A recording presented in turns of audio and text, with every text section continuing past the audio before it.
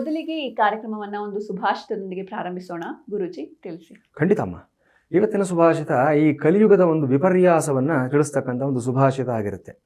ಯಾವ್ಯಾವ ಕ್ಷೇತ್ರದಲ್ಲಿ ಯಾರ್ಯಾರು ಮಹತ್ತರವಾದ ಸಾಧನೆ ಮಾಡಿರ್ತಕ್ಕಂಥವರು ಅನುಭವಿಗಳಿರ್ತಾರೆ, ಅವರೆಲ್ಲ ಹೇಗೆ ಒಂದು ಸಂದಿಗ್ಧಕ್ಕೆ ತುತ್ತಾಗುತ್ತಾರೆ ಅಂತ ತಿಳಿಸ್ತಕ್ಕಂಥ ಒಂದು ವಿಶೇಷವಾದ ಸುಭಾಷಿತ ಇದಾಗಿರುತ್ತೆ.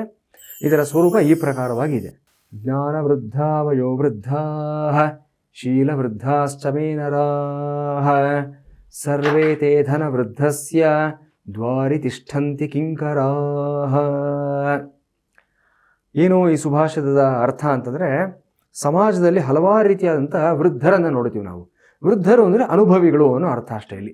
ಅಂದರೆ ಕೇವಲ ನಾವು ವಯಸ್ಸಿನಿಂದ ವೃದ್ಧರು ಅನ್ನೋ ಅರ್ಥ ಅಲ್ಲ, ಅಂದರೆ ಎಕ್ಸ್ಪೀರಿಯನ್ಸ್ಡ್ ಅನ್ನೋ ಅರ್ಥದಲ್ಲಿ.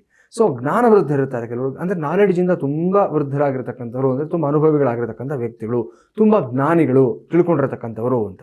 ವಯೋವೃದ್ಧ, ಹಾಗೆ ವಯೋಸಹಜವಾಗಿ ವೃದ್ಧರಾಗಿರ್ತಕ್ಕಂಥವರು, ಸೀನಿಯರ್ ಸಿಟಿಸನ್ಸು ಅಂತ ಹೇಳ್ಬೋದು ನಾವು. ಇನ್ನು ಕೆಲವರು ಶೀಲವೃದ್ಧ ಅಂತ ಹೇಳ್ತಾರೆ, ಅಂದರೆ ಮಾರಲಿ ಅಪ್ರೈಟ್ ಆಗಿರ್ತಕ್ಕಂಥ ವ್ಯಕ್ತಿಗಳು, ಜೀವನದಲ್ಲಿ ಒಂದು ತಪ್ಪು ಮಾಡಲ್ಲ, ಒಂದು ಪೈಸಾ ಲಂಚ ತೊಗೊಳ್ಳಲ್ಲ, ಒಂದೇ ಒಂದು ಶಾರ್ಟ್ಕಟ್ ತೊಗೊಳ್ಳೋದಿಲ್ಲ, ಯಾವುದೇ ರೀತಿ ಅಡ್ಡದಾರಿದಲ್ಲಿ ಹೋಗೋದಿಲ್ಲ, ತುಂಬ ಅಂದರೆ ತುಂಬ ತಮಗೆ ತಾವೇ ಒಂದು ಡಿಸಿಪ್ಲಿನ್ ಹಾಕ್ಕೊಂಡು ತುಂಬ ಡಿಸಿಪ್ಲಿನ್ಡ್ ಆಗಿ ಮಾರಲ್ ಆಗಿ ಜೀವನ ಮಾಡಿರ್ತಕ್ಕಂಥ ವ್ಯಕ್ತಿಗಳನ್ನ ಶೀಲವೃದ್ಧ ಅಂತ ಕರಿತೀವಿ. ಅವ್ರು 25 ವರ್ಷದವರಾಗಿರ್ಬೋದು, ಅಲ್ಲಿ ಶರೀರಕ್ಕಾಗಿರುವಂಥ ವಯಸ್ಸು ಲೆಕ್ಕ ಬರೋದಿಲ್ಲ, ಅವರ ಮನಸ್ಥಿತಿ ಹೇಗಿದೆ ಅನ್ನತಕ್ಕಂಥದ್ದು. ಈ ರೀತಿ ಹಲವಾರು ವೃದ್ಧರನ್ನು, ಹಲವಾರು ಅನುಭವಿಗಳನ್ನು ಸಮಾಜದಲ್ಲಿ ನಾವು ನೋಡ್ತಾ ಇರ್ತೀವಿ. ಆದರೆ ದುರಂತ ವಿಪರ್ಯಾಸ ಅಂತಂದರೆ ಇವರೆಲ್ಲ ಇಲ್ಲಿರ್ತಾರೆ ಅಂತಂದರೆ, ಸರ್ವೇತೆ ಧನವೃದ್ಧಸ್ಯ ದ್ವಾರಿ ತಿಷ್ಠಂತಿ ಕಿಂಕರಾಹ ಅಂತ ಹೇಳ್ತಾರೆ.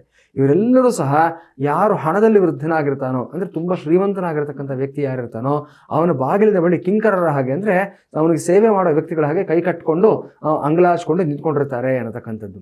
ಅಂದರೆ ಹಣ ಎಷ್ಟು ಮುಖ್ಯ ಯಾವುದೇ ಯುಗದಲ್ಲಾಗಲಿ ಯಾವುದೇ ಕಾಲದಲ್ಲಾಗಲಿ ಅನ್ನತಕ್ಕಂಥದ್ದು ಅದನ್ನು ಮಾರ್ಮಿಕವಾಗಿ ತಿಳಿಸ್ತಕ್ಕಂಥ ಸುಭಾಷಿತ ಇದಾಗಿರುತ್ತೆ. ನಮಗೆ ಎಷ್ಟೇ ಗುಣಗಳಿರ್ಬೋದು, ಹಾಗಂತ ಮಾತ್ರ ಗುಣಗಳು ಬಿಡಬೇಕು ಅಂತ ನಾವು ಹೇಳ್ತಾ ಇಲ್ಲ. ಇಲ್ಲಿ ಗುಣಗಳ ಜೊತೆಯಲ್ಲಿ, ಡಿಸಿಪ್ಲಿನ್ ಜೊತೆಯಲ್ಲಿ, ನಾಲೆಡ್ಜ್ ಜೊತೆಯಲ್ಲಿ ಹಣವನ್ನೂ ಸಂಪಾದನೆ ಮಾಡಬೇಕು. ಇಲ್ಲದೆ ಹೋದ ಪಕ್ಷದಲ್ಲಿ ಯಾರೋ ಶ್ರೀಮಂತನ ಹತ್ರ ಹೋಗಿ ನಾವು ಕೈ ಚಾಚ್ಕೊಂಡು ನಿಂತ್ಕೋಬೇಕಾದಂಥ ಒಂದು ಬಹಳ ದುರಂತಮಯವಾದಂಥ ಪರಿಸ್ಥಿತಿ ಬಂದುಬಿಡುತ್ತೆ ಅನ್ನೋದು ಈ ಸುಭಾಷಿತದ ಅರ್ಥ ಆಗಿರುತ್ತೆ. ಎಂಥವನಾದರೂ ಸರಿ ಒಂದು ಸಮಯದಲ್ಲಿ ತನಗೆ ಬೇಕಾದಂಥ ಒಂದು ಹಣವನ್ನು, ತನಗೆ ಬೇಕಾದಂಥ ಒಂದು ಶ್ರೀಮಂತಿಕೆಯನ್ನು ಅವನು ಗಳಿಸ್ಕೊಳ್ಳಿಲ್ಲ ಅಂತಂದರೆ, ಒಬ್ಬ ಧನವೃದ್ಧನ ಬಾಗಿಲ ಬಳಿ ಹೋಗಿ ಅವನು ಕಿಂಕರನ ರೀತಿಯಲ್ಲಿ ನಿಂತ್ಕೋಬೇಕಾದಂಥ ಒಂದು ಸಂದರ್ಭ ಬಂದ್ಬಿಡುತ್ತೆ ಅನ್ನೋದು ಈ ಸುಭಾಷಿತದ ಒಂದು ಮರ್ಮ ಆಗಿರುತ್ತೆ.